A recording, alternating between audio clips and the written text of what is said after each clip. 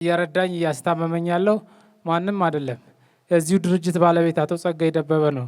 ማዘኔንማ አሳይቻለሁ። ወደ ፖሊስ ጣቢያ ለጥያቄ በሄድኩበት በራሴ ምክንያት ስሜታዊ ሆኜ ከግድግዳ ጋር ተጋጭቼ እንጂ ምንም አይነት ድብደባም ሆነ ምንም የደረሰብኝ ነገር የለም። 10 ዓመት የተባለው ፍጹም ውሸትና ከእውነት የራቀ ነው።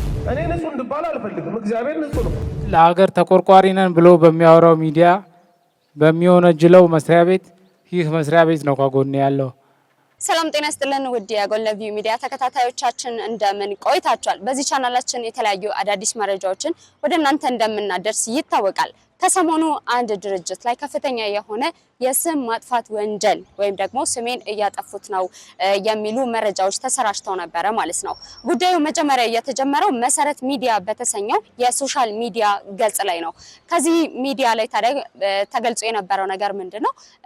እዚህ መስሪያ ቤት የሚሰሩ ሰራተኞች የተለያዩ ድብደባዎችና የተለያዩ እንግልቶች እየደረሱባቸው ነው የሚል ነገር ነበር ማለት ነው።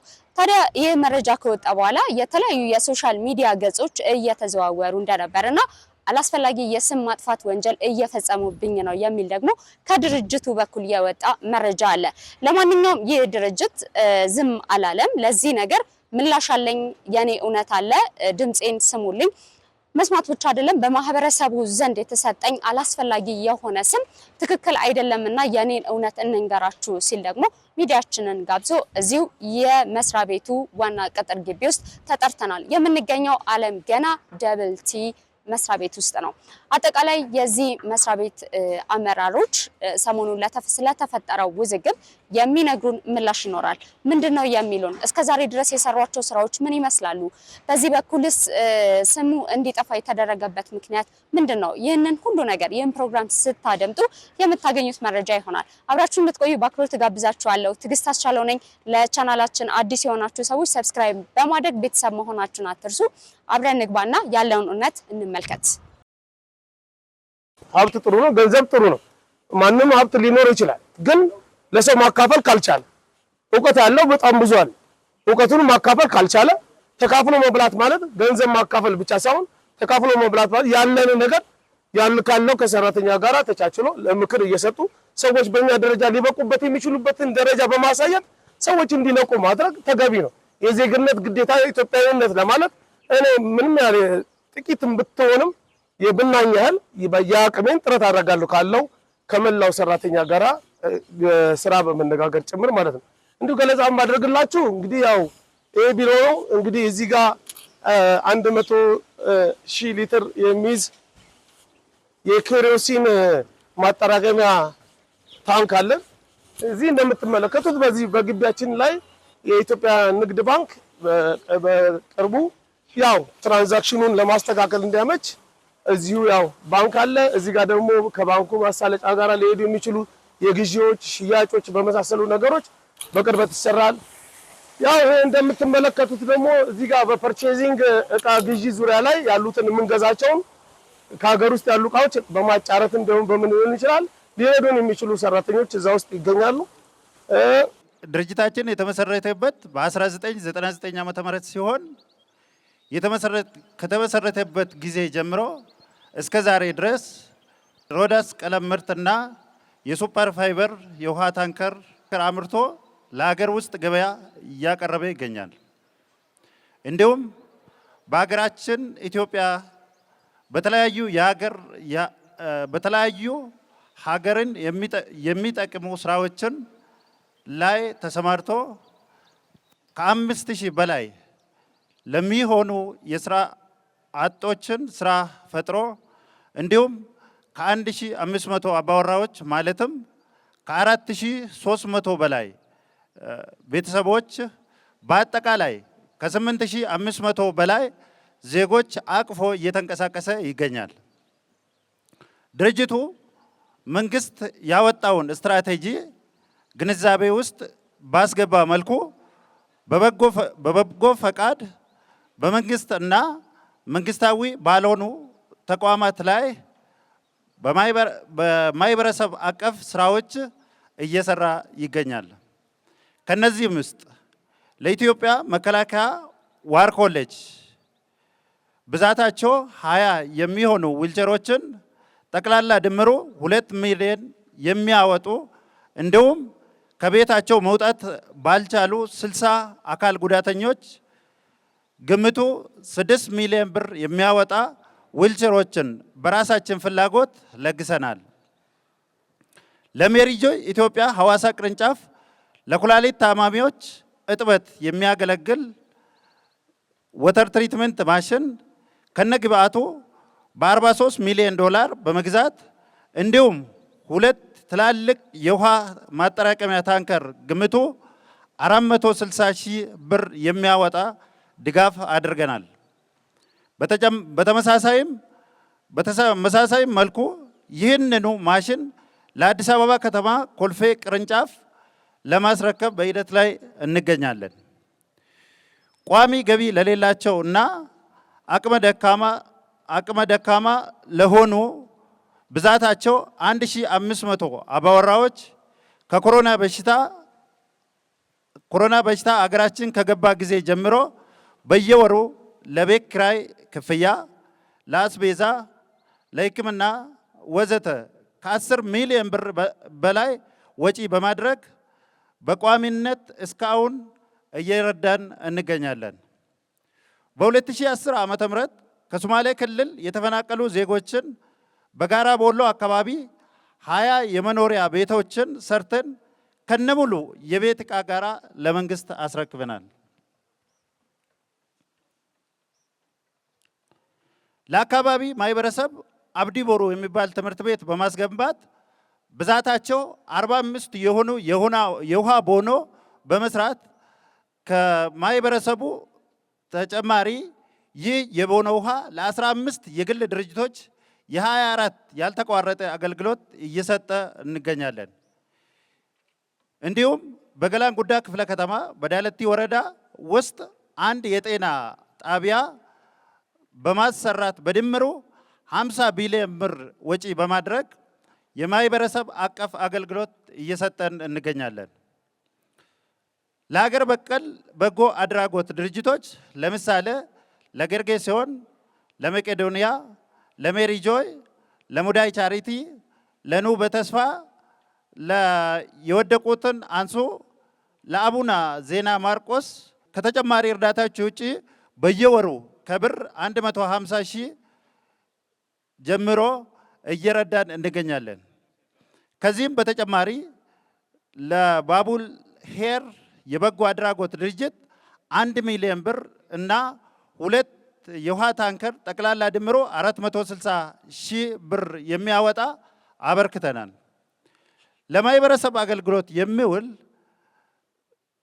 ሚልክ ትራክ ተሽከርካሪ በ25 ሺህ ዶላር በመግዛት ለሸገር ከተማ አስተዳደር በስጦታ አበርክተናል። እንደምታዩት ቤታችን በፊት አነስተኛ ነበረ። አሁን እንዳለው ጸግሽ ማለት ነው። መነሻው ያው ከብረታ ብረት ተነስቶ ቢሆንም ማለት ነው። እንደምታዩት ደግሞ እግዚአብሔር አስፍቶን እግዚአብሔር በደንብ ምሕረቱን አብዝቶልንና ባርኮን ደግሞ እንደምታዩት በሚገባ በደንብ ሰርተን ያለንበት ሁኔታ ነው ያለው። በዛ ላይ ደግሞ ምንድነው ከመጀመሪያ ጀምሮ ከበር ጀምራችሁ ስታዩት የብረት ስራዎችን ጀምሮ እንዳለ ሙሉ ለሙሉ ግቢው ላይ የሚሰሩትን የከንች የጣራ ማልበስን እንዲሁም በሮችን መስኮቶችን በሙሉ ከጸግሽ ጋር በመነጋገር እዚህ ውስጥ የሚመጣ ሰራተኛ አብዛኛው ከኔ ጨምሮ ማለት ይችላል ምንም ሙያ የሌለን ሰዎች የነበርን ሰፈር ላይ ስናስቸግር የነበርን በቃ ቤተሰብ ስናስቸግር የነበርን ግን ሰብስቦን ደግሞ እዚህ ላይ ግቢው ላይ ያሉት ነገሮችን አሁንኛ በብየዳው ላይ ጥሩ ሙያተኛ እንድንሆን ሆነ ከነገና ደግሞ መሪም እንድንሆን ሆኖ አሁን ላይ ያለ ነው ማለት ነው። ከዛ ላይ ደግሞ ምንድነው እኛ እዚህ ላይ በመኖራችን ራሱ ብዙ ነገሮችን ተጠቅመናል። እንደምታዩት ነው አብዛኛው ወጣቱ ጄኔሬሽኑ ምን ላይ እንዳለኩ ይታወቃል። ግን እኛን ደግሞ እግዚአብሔርን እንድናቅሙላ ተደርጉ እግዚአብሔርን የሚያክሰው እግዚአብሔርን የሚፈራ ሰው ደግሞ መጥፎ ነገር ከማድረግ ይቆጠባል። እግዚአብሔርን የሚያክሰው እግዚአብሔርን በደንብ የሚረዳ ሰው እግዚአብሔርን አምላኩና መመኪያ አድርጎ የሚጓዝ ሰው ደግሞ ከኃጢአት ከሆኑ ነገሮች ይቆጠባል። የሚያጨስ የነበረው ያቆማል፣ የሚጠጣ የነበረው ያቆማል።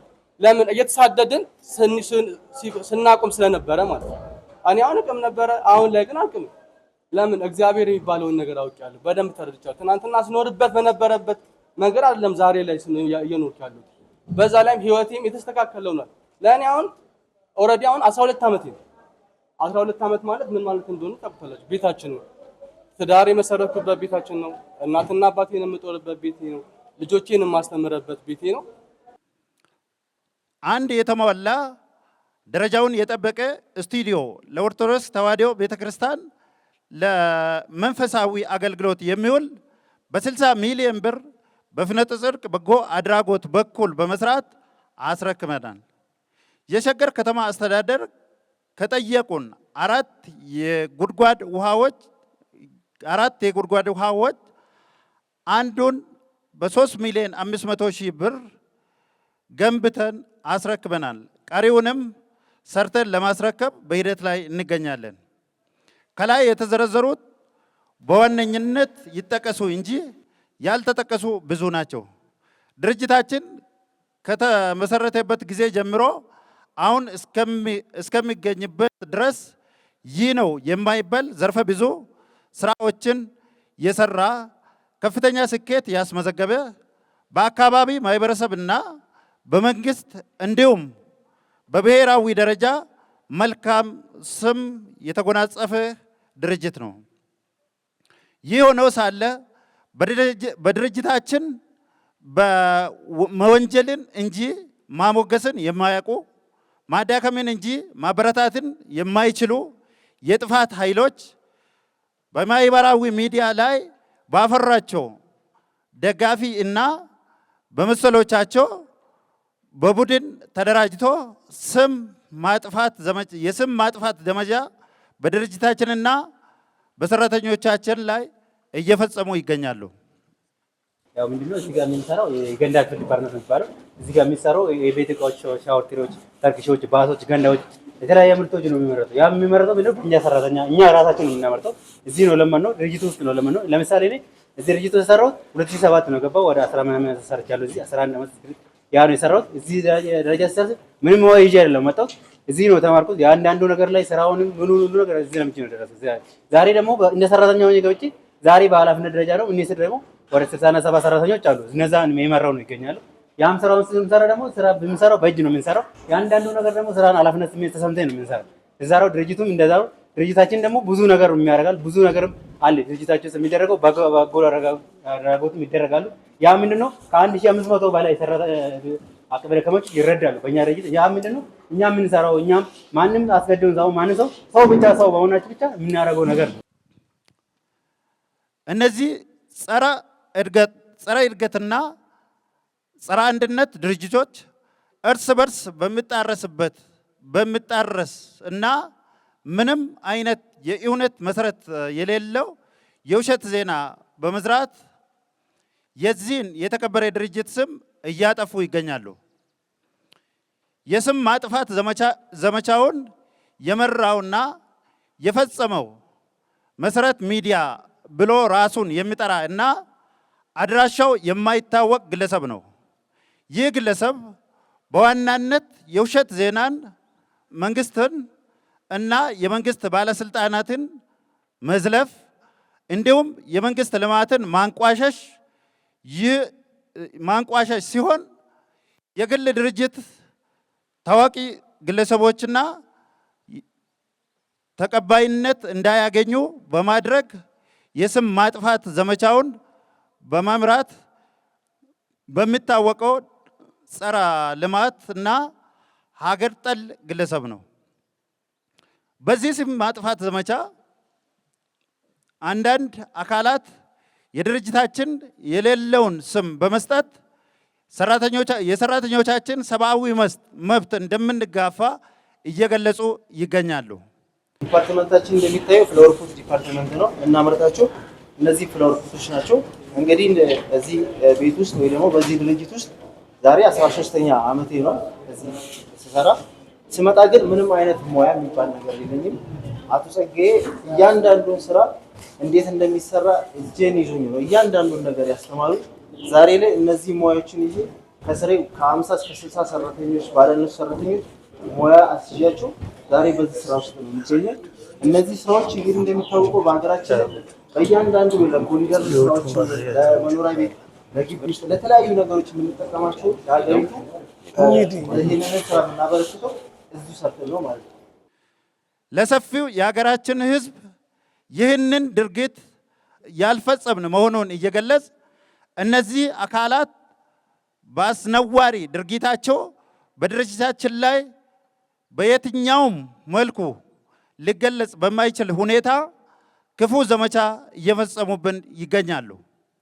ይህ ማለት ምርቶቻችን እንዳይሸጡ፣ ከውድድር እንድንወጣ፣ አመራሮቻችን ላይ ጉዳት እንዲደርስ፣ ንብረቶቻችን መንገድ እንዳያልፉ እና ጉዳት እንዲደርስባቸው ለጥቃትም ሰለባ እንዲሆኑ እያነሳሱብን ይገኛሉ። ስለዚህ ይህ የስም ማጥፋት ዘመቻ ያካሄዱብንን ድርጅቶች እና ግለሰቦች በተመለከተ መላው የኢትዮጵያ ሕዝብ ያለውን ነባራዊ ሁኔታ እና የድርጅቱን እውነት እንዲረዳ ይህን መግለጫ ለመስጠት ተገደናል። እንኳን ደህና መጣችሁ እላለሁ። ስለ ሁሉም ነገር የአምላካችን ስም የተመሰገነ ይሁን። ያው እኔ ስራን የጀመርኩት እዚህ ነው። የሰራሁበትም ዓመት ወደ 18 ዓመት አካባቢ ሰርቻለሁ። ያው በመጀመሪያ ደረጃ ስመጣ እዚህ ግቢ ላይ ምንም አይነት ሙያ አልነበረኝም። ምንም ይዤ አልመጣሁም። እዚህ ግቢ ከገባሁ በኋላ ግን ጸግሽ እንደ አባት ሆኖ ተቀብሎኝ ብዙ ሙያዎችን አስተምሮኛል።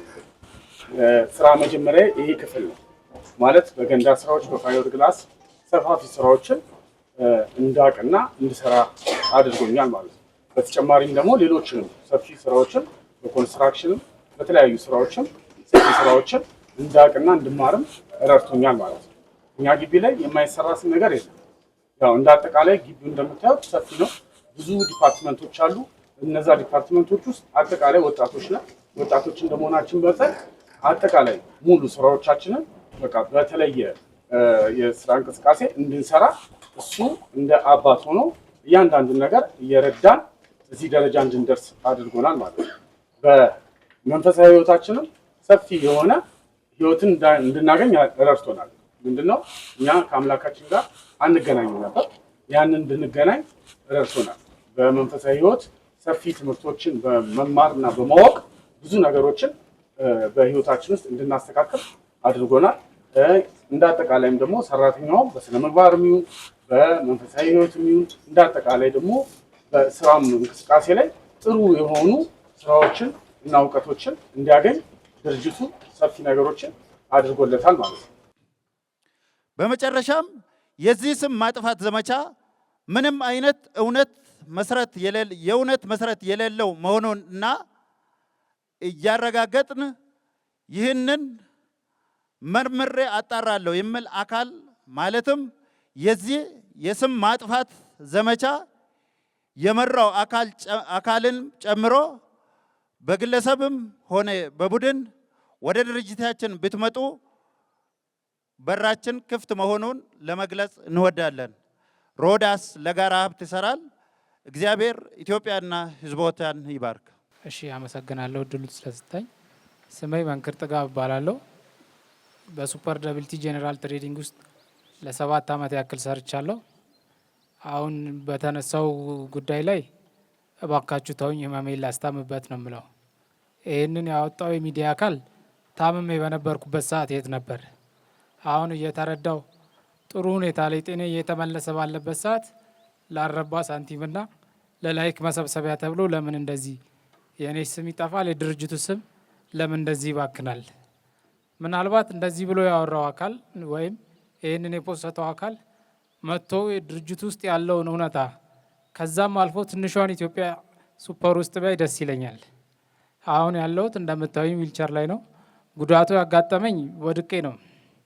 ከ1 ዓመት ከ2 ወር በፊት ወድቄ አንገቴ ላይ ሰርጀሪ ተሰርቻለሁ። በዛ ምክንያት ነው ጉዳቱ ያጋጠመ እንጂ ምንም አይነት ድብደባ፣ ምንም አይነት ግፍ የተደረገብኝ ነገር የለም። የተፖሰተውን በሙሉ አይቼዋለሁ። ሁሉም ነገር ከእውነት የራቀ ነው እና በተቃራኒው እና ሚዲያው ካወጣው ይልቅ እየረዳኝ እያስታመመኝ ያለው ማንም አይደለም፣ የዚሁ ድርጅት ባለቤት አቶ ጸጋይ ደበበ ነው። እስካሁን ድረስ ከጎኔ ያለው። በድየውም አስከፍቼውም ያራቀኝ ሰው ቢኖር እሱ ነው። ሁሉም ከጎኔ በሌለበት ሰዓት እስካሁን ድረስ እስከ መጨረሻው እስከምትቆም ድረስ ቃል እገባላለሁ ብሎ ቃል ገብቶ እያሳከመኝ እየረዳኝ ያለው የዚሁ ድርጅት ባለቤት አቶ ጸጋዬ ደበበ ነው። እንዳልኩ ረዥም ዓመት ሰርቻለሁ። ስሰራ የነበረው በዚሁ ድርጅት ውስጥ በሴልስነት ሙያ ነበረ። በሴልስነት ሙያ በምሰራበት ሰዓት ውስጥ ሳንቲም ጎሎብኝ ነበረ። በስሬም የሚሰሩ ልጆች ሳንቲም አጉለው ነበረ። እሱን ለመተካት እኔም የሄድኩበት አላስፈላጊ መንገድ ነበረ። በዛ ምክንያት ሳንቲሞችን አጠፋው። ተጠይቄ ወደ ፖሊስ ጣቢያ ለጥያቄ በሄድኩበት በራሴ ምክንያት ስሜታዊ ሆኜ ከግድግዳ ጋር ተጋጭቼ እንጂ ምንም አይነት ድብደባም ሆነ ምንም የደረሰብኝ ነገር የለም። አዎ በሕክምናው ደረጃ የተባልኩት ያው ስፓይናል ኮርድ ነው የተጎዳሁት። ስፓይናል ኮርድ ይባላል። ጊዜ እንደሚወስድ ተነግሮኛል፣ ግን 10 ዓመት አልተባለም። ለውጦች አሉ። አሁን እጄ ማንቀሳቀስ ጀምሬያለሁ። ይሄም የሆነው በዚህ ድርጅት በሚደረግልኝ ድጋፍ በሚደረግልኝ እንክብካቤና ሕክምና ነው። አሁንም ፊዚዮቴራፒ እየሰራው ነው። ከእግዚአብሔር ጋር ነገሮች እንደሚስተካከሉ ተስፋ አለኝ እንጂ 10 ዓመት የተባለው ፍጹም ውሸትና ከእውነት የራቀ ነው። አቶ ጸጋዬ ከወደኩ አንስቶ አደጋው ከደረሰብኝ አንስቶ ከጎኔ ነው ያለው። ከወደኩበት ቀን አንስቶ ሁሉም ነገር አስፈላጊው ነገር ይደረግለት እያለ እንክብካቤ ሲደረግልኝ፣ ፊዚዮቴራፒ ሲሰራ፣ የተለያዩ ሕክምናዎችን ሳረግ በሱ ነው እንጂ ሌላ ምንም አይነት ቤተሰብም ሆነ ጓደኛም ከጎኔ አልነበረም። ይልቁንስ ከጎኔ የነበረው እናንተ ለሀገር ተቆርቋሪ ነን ብሎ በሚያወራው ሚዲያ በሚወነጅለው መስሪያ ቤት ይህ መስሪያ ቤት ነው ከጎኔ ያለው። ይህ መስሪያ ቤት እውነታውን ለማወቅ ሚዲያው መጥቶ ቢያይ ይልቁንም ይማራል። ትንሿን ኢትዮጵያ ሱፐር ደብልቲ ውስጥ መጥቶ ማየት ይችላል። ዘር፣ ሃይማኖት፣ ቀለም ሳይል ብዙዎችን እየረዳ አይደለም። እኔን እዚሁ ስሰራ የነበርኩት ሰራተኛ ብዙሃኖችን ሲረዳም የነበረ ድርጅት ነው። ምክንያቱም አደጋው ከመፈጠሩ በፊት 6 ዓመት ሰርቻለሁ፣ አውቃለሁ። ከአቶ ጸጋዬ መስጠትን እንጂ እንደዚህ አይነት የማይሆን ሀሳብን በፍጹም ከእውነት የራቀ ነው ብዬ ነው የማስበው። እንዳውም እኔ የማስበው በእኔ ምክንያት እየረዳኝ እያገዘኝ በእኔ ምክንያት ስሙ የጠፋው ምንም ያልተደረገው የሚያፍርበት ሚዲያው ተቀባይነት እንዳያገኝ የሚሆነ ነገር መስራት አሳፋሪ ነው። እኔ በኔ በኩል ጥያቄ አቅርበንላቸው አቶ ጸጋዬን አተናቸዋል ብሎ ማለት እንዲህ ሚዲያ ኢትዮጵያ ውስጥ የሚገኝ ሰው እኮ ውጭ ወጥቶ አይደለም መናገር ያለበት። ሐሰተኛ የሚሰሩ ሰዎች ውጭ አሉ ማለት አይደለም። ብዙ እውነት የሚናገሩ ውጭ ያሉ ሰዎች አሉ። ይህ በእንዲህ እንዳለ ውጭ ስለወጣ የኢትዮጵያን ሕዝብና ምስኪኑን ሰራተኛ ባያዝድ በማድረግ ይህንን የኢኮኖሚ ገቢ በማድረግ እጠቀማለሁ ብሎ ማሰብ ራሱ የዋህነት። እንዲህ አይነት ቢዝነስ አለ ብዬ ስለማላስብ ማለት ነው። እናንተም ራሱ ጠቅለል ብላችሁ ስትመጡ አይታችኋቸዋል። የልጆቹን ቁጭት፣ የልጆቹን ንግግር፣ ኢቭን ኢፍ የመንክርን ንግግር አይታችሁታል። እኔ በበኩሌ እኔ ማዝነው ስለተበላሁት ገንዘብ አይደለም። እኔ ማዝነው ልጁ በዚህ ደረጃ መገኘቱ ነው። ማዘኔንማ አሳይቻለሁ። እንዴት እኔ ንጹህ እንድባል አልፈልግም። እግዚአብሔር ንጹህ ነው። ግን እኔ ቅዱስ እንድባል አልፈልግም። እግዚአብሔር ቅዱስ ነው። ግን ይህን እያየው ጥዬው እንዴት አልፋለሁ? ልጄም ቢሆን ቢያጠፋ ገደል መግባት የለበትም። ከወደቀበት አንስቻለሁ፣ አሳክም ያለው አሁንም እያሳከምኩት ነው። ልጁ ማንም አስገዳጅ ባሌለበት ሁኔታ የእናንተ አይምሮ እስኪጸጽት ድረስ አይታችኋል እየተናገር ያለው። እንዲህ አይነት መግለጫ ለምን አውጡ? አደጋግመው ያውጡ፣ ግን ያፍሩበታል። የኢትዮጵያ ሕዝብ ይህን ያህል ጅል አይደለም። ይረዳል፣ ያውቃል።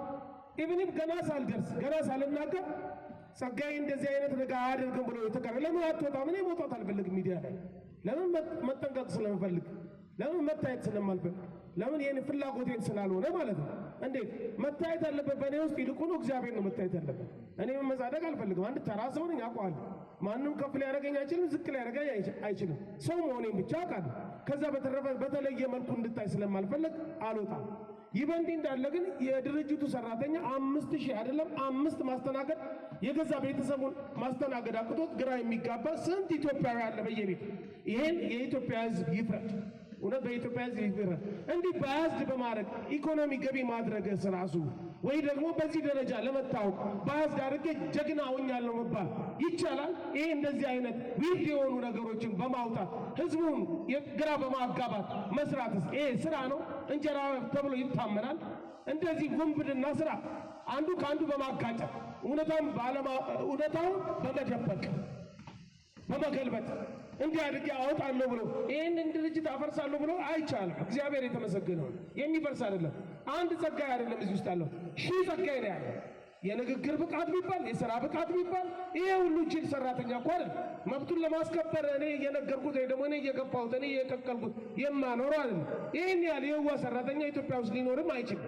እንደዚህ አይነት ሞኝ ሰራተኛ እዚህ ድርጅት ውስጥ ታስሮ ይቀመጣል ማለት ለኢትዮጵያ ሕዝብ እንደዚህ በማታለል መቅረብስ ተገቢ ነው ወይ? ለምን የሕዝቡ ጭንቅላት ላይ እንደዚህ አይነት ነገር ይጫወታል?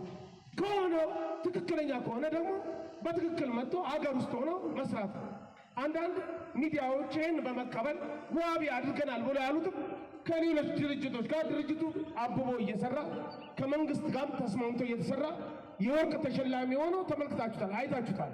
ያንን ግብር በመገበር ሰራተኛው ከሚሰጠው የጡረታ አወጣጥ በአግባቡ እየሰጠን ድርጅቱ በማሳደግ ላይ ስንገኝ ይህን ተቀላቃኝ የሆኑት ትላንትና እረፍት ያጡ ወይ ደግሞ በኮምፒቲሽን ውስጥ ኮምፒት ማድረግ ያቃታቸው የተለያዩ ድርጅቶች ይሄ ቀኝ እጃችን ሆነው ብለው ሊፈንጩ ይችላሉ። ምናልባት ክፍተታችንን አይተናል፣ ድካማችን አይተናል። ፕሮሞሽን ለመጠቀም አልቻልንም ነበር። ለምን? ስለማንፈልገው። ካሁን በኋላ ግን የሚዲያውን በደንብ አድርገን እናጥለቀልቀዋለን። የኢትዮጵያ ሕዝብ ሞኝ አይደለም። የኢትዮጵያ ሕዝብ ሞኝ አይደለም። ብስል ከጥሬ መለየት የሚችል የበሰለ ሕዝብ ነው። እንደነዚህ አይነት ወንበዴዎች ለወደፊቱም ስለማይጠቅሙ እንደዚህ አይነት ሚዲያ ላይ እየወጡ ሕዝብን ከሕዝብ ድርጅትን ከድርጅት ሰራተኛ ከመሪ ጋር በማጋጨት ጥቅም እናገኛለን ይፈርስልናል ብሎ ማሰብ ራሱ የዋህነት ነው። እንደውም ያው ንቀነው ነበረ፣ ግን ሚዲያ አይናቅም። ትተነው ነበረ፣ ሚዲያ ግን አይናቅም። መተው አይገባንም ብለን እናንተ እስክትደነቁ ቅድም ሳይ ነበር ብዙዎቹ እየመጡ አፕሪሼት ሳናደርግ አናልፍም። አሁን እንደተባለው እኔ ያው መግለጫውን ስራ አስኪያጁ ከሰጠ በቂ ነበረ። እኔ መናገር አልነበረብኝ ነበር። ይህ በእንዲህ እንዳለ እንፈልጋለን ካላችሁ ዛሬም ብቻ አይደለም፣ ዛሬም ብቻ አክብረት ቀጠሮ ተይዞ በምትፈልጉት ቀን የፈለጋችሁትን ነገር ማነጋገር ይቻላል። በሩ ክፍት ነው። ሰራተኞቹን ማናገር ሙሉ ለሙሉ ይቻላል። የፈለጋችሁትን ሰዓት መውሰድ ይቻላል። እናንተ እስካልሰለቻችሁ ጊዜ ድረስ አብራችሁን እዚሁ ብትውሉ ብታድሩ ደስተኞች ነው። ይህንን ሳላሳስብ ይህን ሳልገዝ አልቀርም። በመጨረሻ የምናገረው ነገር ግን እግዚአብሔር የተመሰገነ ነው። እኔ እግዚአብሔር አመሰግናለሁ። እግዚአብሔር የተመሰገነ የሚጥል እግዚአብሔር የሚጥል እግዚአብሔር ያነሳውን ማንም ሊጥለው አይችልም። በየዋህነት ልጆቹን ግራ በማጋባት ተሸክሜያለሁ። ተመችቶኛል፣ ተስማምተውኛል። በቃ ተስማምተውኛል። እንደነሱ ያለ የለም። ከሌሎች ከውጭ ካሉ ጓደኞች ይል ተመችተውን አብሬያቸው ነው ማመሻው። አልተውም፣ እነሱም አይተውም።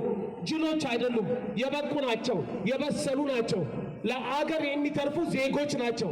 እነዚህን ሰዎች እኔ አለሁልህ ብሎ ከወዲሁ ሚዲያውን ለመጠቀም መጮህ ራሱ የዋህነት ነው። ከሩቅ ስለተጮኸ ከሩቅ ሆኖ ሚዲያ ተይዞ ሌላ ነገር ስለተባለ ለእነሱም የተለየ ነገር ሊፈጠርላቸው እነሱ ጭንቅላት ላይም ብሬኖች ሊደረጉ አይችሉም። ይህን ያህል የማያስቡ ዜጎች አሉኝ ብዬ አላስብም እና በእነሱም እደሰታለሁ። በመላው ኢትዮጵያ ሕዝብ እንደ ከአንተ ጋር የሚሰራው ነገር ምንድን ነው? እኛ ገርሞናል ብለው ገፍተው አውጥተውኛል። በሐዘኔም በችግሬም ጊዜ ቆመው ይህን ነገር ላደረጉ ይህን ደግሞ ላደረገው ሰው ማስተዋልን እንዲሰጠው በእውነት ማስተዋል እንዲሰጠው ይህን ስራ ብሎ ይህን ስራ ብሎ ጠዋትና ማታ እየጮኸ ከሚያባላ ይልቅ ማስተዋልን፣ ልቦናን፣ ማመዛዘንን ይቅርታ ልብ እንዲሰጠው እግዚአብሔርን እለምናለሁ። እግዚአብሔር ቅርብ ነው። እግዚአብሔር የተመሰገነው